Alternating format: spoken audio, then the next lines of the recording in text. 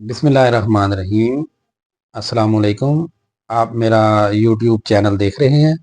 उम्मीद है आप सब खैरियत से होंगे। मेरा नाम होम्योपैथिक डॉक्टर शेख मोहम्मद अदनान चिश्ती, अल नूर होम्योपैथिक क्लिनिक, मियाँ चन्नू, पाकिस्तान। तो दोस्तों, आज का मेरा जो टॉपिक है चिलब्लेन। ये तकलीफ़ दे सोजिश या घाव आपकी जिल्द पर सर्दी लगने के बाद ज़ाहर हो सकता है। वो आमतौर पर बेज़रर होते हैं और इन्हें इलाज की ज़रूरत नहीं होती, लेकिन मुनासिब तशख़ीस हासिल करना अब भी ज़रूरी है, क्योंकि चिलब्लेन दीगर हालात से मुशाबत रखते हैं। चिलब्लेन छोटे घाव हैं। ये जिल्द के सर्द हवा के सामने आने के बाद खून की छोटी नालियों की सोजिश की वजह से होते हैं और अक्सर तकलीफ दे होते हैं। वो अक्सर तकलीफ दे होने के बाद हाथों और पैरों की जिल्द को मुतासर करते हैं और इनकी खून की रफ्तार को सुस्त कर देते हैं। सर्दी की वजह से चिलब्लेन्स क्यों होते हैं और इनसे कैसे छुटकारा हासिल किया जाए। चिलब्लेन जिल्द के सोजन धब्बे का बायस बनते हैं, जो सुर्ख या बाज मौका पर नीले रंग के दिखाई देते हैं। सोजन की वजह से वो चमकदार लग सकते हैं। अगरचे चिलब्लेन अक्सर हाथों और पैरों पर ज़ाहिर होते हैं, लेकिन वो जिस्म के दूसरे हिस्से जैसे कान, नाक और टांगों को भी मुतासर कर सकते हैं। चिलब्लेन की दीगर अलामात में शामिल हैं एक जलन का एहसास, छाले, खारिश।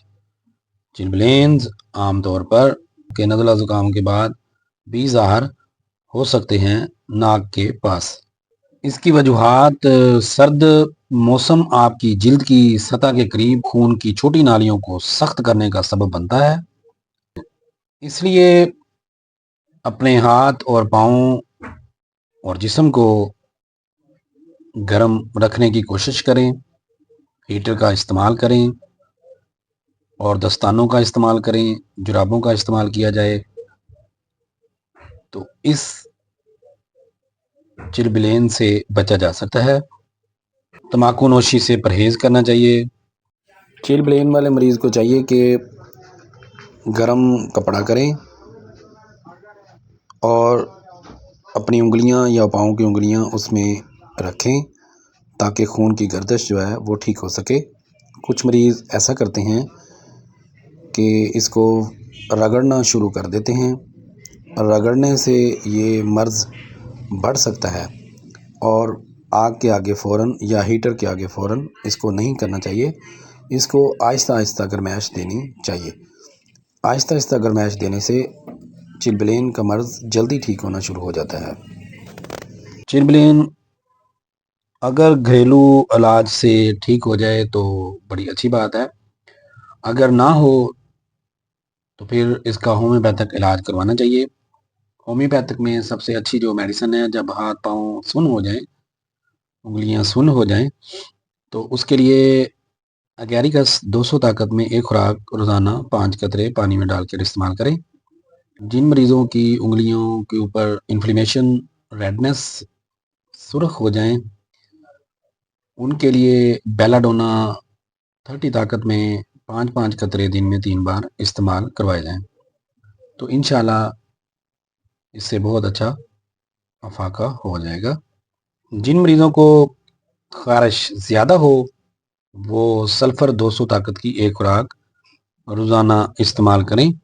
और जिन मरीज़ों के हाथ या उंगलियों को हाथ लगाने से शदीद दर्द हो और इन्फ्लेमेशन ठीक ना हो रही हो, तो होम्योपैथिक की जो मेडिसिन है हैपरसल्फ, वो 200 ताकत में एक खुराक रोज़ाना इस्तेमाल करें।